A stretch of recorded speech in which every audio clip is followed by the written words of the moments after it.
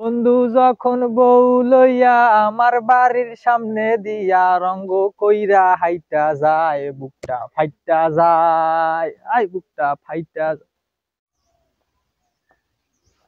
চলো আমরা বাসায় গিয়ে দেখি। আচ্ছা ভাইজান, আসসালামু আলাইকুম। আসসালাম। এখানে ওই যে কবির মিয়ার বাড়িটা কই? সমিতুর লোক মনে হইতেছে। দাদারা তো এখনই কওয়া লাগবে।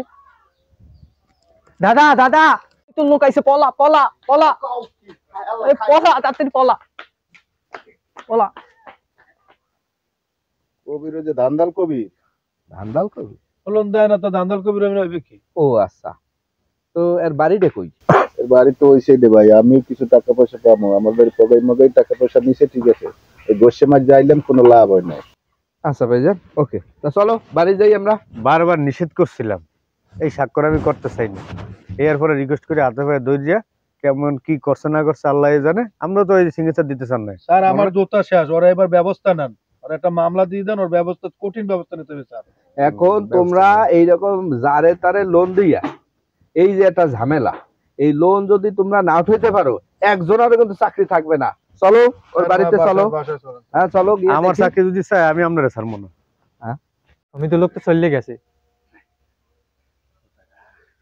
তোরে না পাই ভাবিরে লই গেছে বেটা। আমার সুন্দরী বউডারে লয়ে গেল। ওরা কেন